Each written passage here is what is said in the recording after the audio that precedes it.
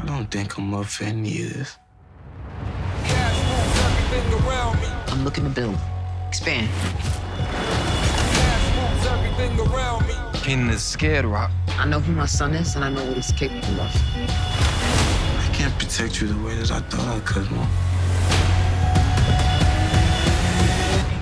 And basically, we're just going to dive into the backstories of these characters. Now that people are familiar with these characters, now it's kind of important to figure out how they arrived to where they are, or where you guys first met them. Again, just some of the backstory between Marvin and his ex, along with his daughter Jukebox. We expound upon what's causing the friction, what caused it, and how they're going to have to address this moving forward. There are tough conversations to have between the three of them, especially with the ending of season 1 with Marvin and Jukebox at odds with each other. That got to be flushed out. But in the process of flushing out that dynamic or that relationship, the ex comes back in, so that just adds more fuel to the fire. Well, her very professional, super cool energy. Had her lines down and just was, just super cool. And that's always the thing. Sometimes you run into people and you just don't know what the vibes are going to be. But at the end of the day, you at the very least just ask to be professional. And then anything in addition to that, you're like, okay, cool. So she was that and more. Super, just knows how to give you what you need in the scene to make it happen. So I think people are gonna really like our dynamic in the scenes together. So playing Marvin, I think what's fun about this character is that I think I'm one of the characters on the show that can't really be placed in any particular box. Meaning, like, you're not gonna catch Rock goofing around.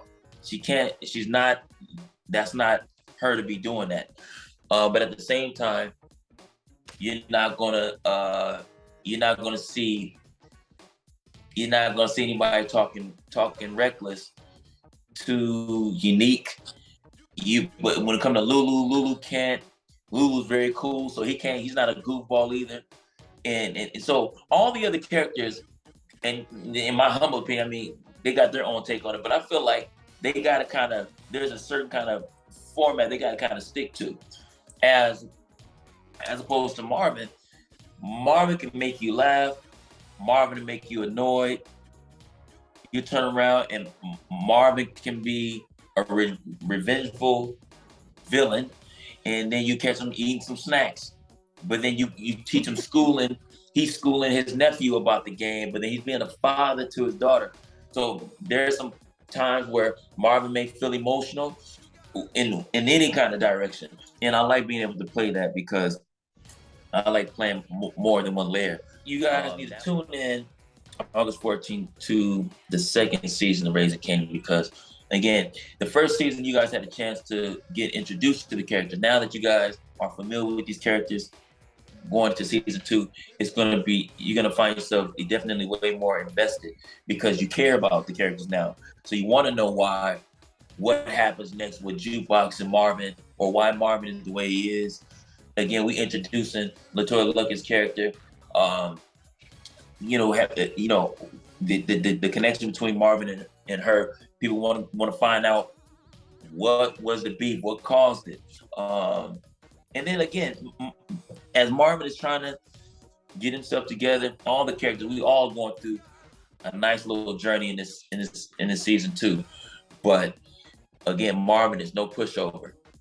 Marvin's working on himself, but when they cross Marvin doesn't hesitate to clap back. So I think people are gonna be excited to see some of that stuff. All right, what's your